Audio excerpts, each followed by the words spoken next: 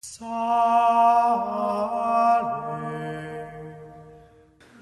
this memorial of Blessed Kateri Tekakwitha, she's important for our nation now because this year especially that she's being canonized, but also because she's a model and a symbol of purity for our country, so desperately in need for the standard of purity to be raised higher, those standards to be raised higher, and the impurity of this nation, which we sort of promote throughout the whole world, to be stopped, to be opposed, to be rooted up and thrown away somehow, some way, however it's going to be done, however our Lord's going to do it, through some kind of crusade or through some kind of war or through some kind of chastisement. This nation has to be turned inside and out in regard to purity and chastity. And so Kateri Tekakwitha is a model for that. She's called the Lily of the Mohawks. She lived in the 1600s, and she lived in the midst of impurity.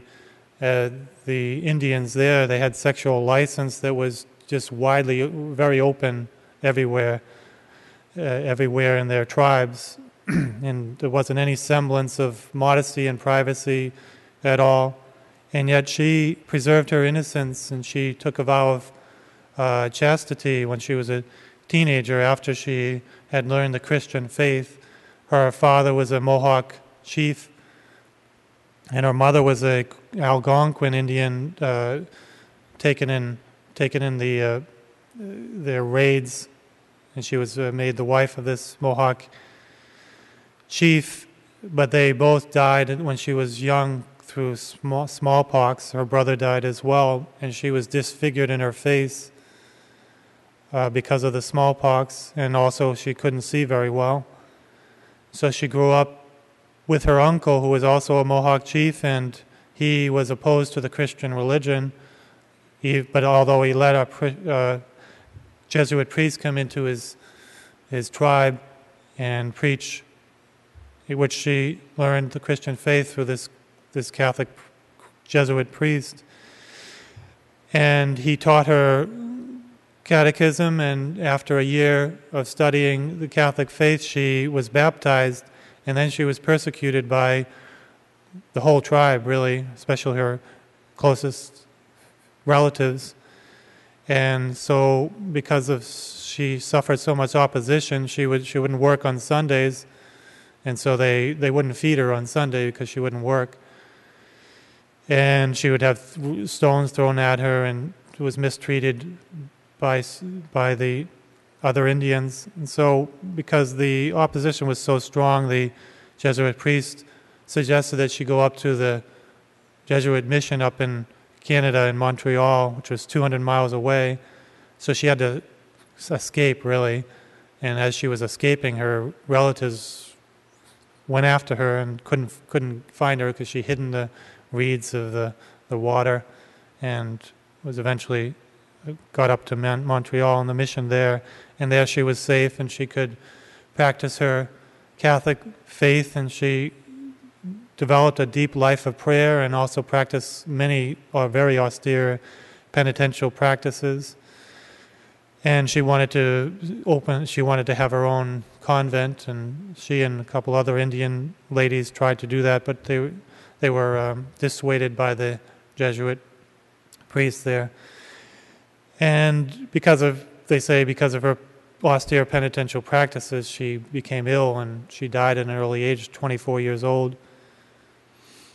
It's called the Lily of the Mohawks, and as we meditate on her life, we see the depravity of impurity in our day and really in this country.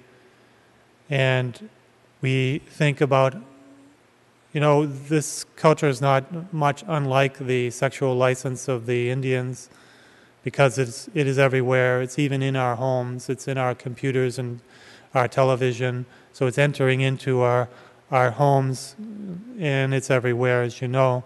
This immodesty that Our Lady predicted at Fatima, that many of the styles of dress would become very impure and very immodest, and that many souls would go to hell because of the sins of the flesh, especially. So this reigns in our day. We all know this, and abortion is we see this as the greatest crime, abortion, but it's also the pillar, the foundation of sexual license, because it's the backup for sexual license after artificial birth control, which is spreading everywhere as well, and homosexuality, which is spreading and getting stronger, and the stronger influence in our country, in our schools, in our government, all because of this sexual license. And if you go to the abortion clinics and you protest there, or you pray there, or you try to dissuade the girls from killing their children there, who are the protesters of the pro-lifers? You would think maybe those who are supporting abortion because they become pregnant. No, it's the homosexuals. It's the lesbians and the homosexual men. They're the ones protesting mostly there, if you go, because they know that abortion is the pillar of this sexual license which they want above all.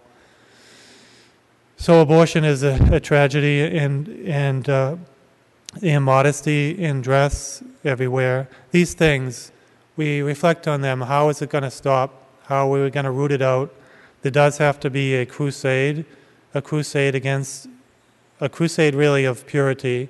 We can, people call pro-lifers anti-abortionists, and you can think of it in a negative light, but it really should be approached in a positive way. Purity, innocence, love, chastity, protection, marriage, upholding of marriage and family life, all these beautiful, positive things. This is really the message, to promote the good and the holy and the innocent and the pure.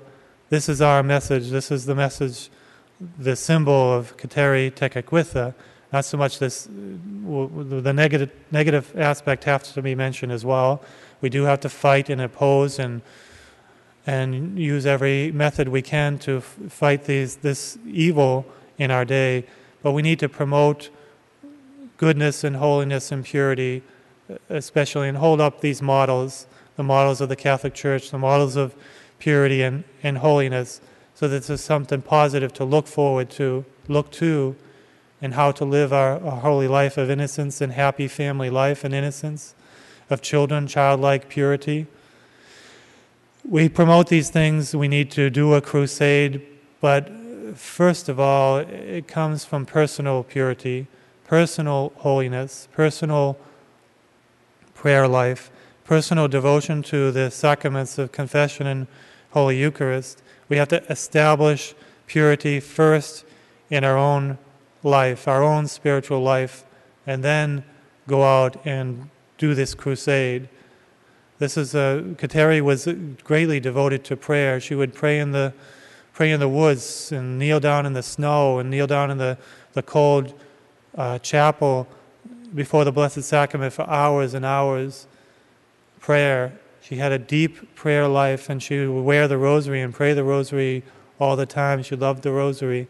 The rosary is our weapon, the weapon against impurity, the weapon for purity and innocence and a holy life. A life of prayer, penance, in the sacraments. These are the things we need to use and promote to establish purity, reestablish purity in the world. Our Lady of America in Ohio, appearing to Sister Mildred Newsel in Ohio in the United States in the 50s, she said that Americans need to be the leaders of promoting faith throughout the world and promoting purity throughout the world, and we're doing the opposite. But we need to do what she has called us to do. We need to turn things around, and who's going to do it? It's going to be the Catholics. It's going to be those who follow the standards of high protection, high purity, and high standards of chastity, and those things that will protect ourselves and protect our families.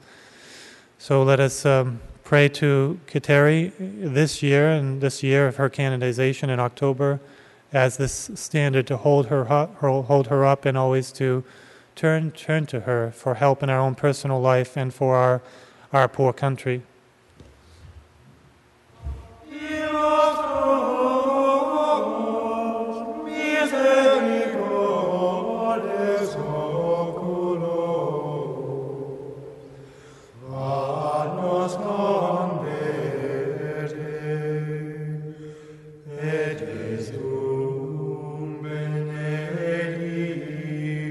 Fructum ventris tuum.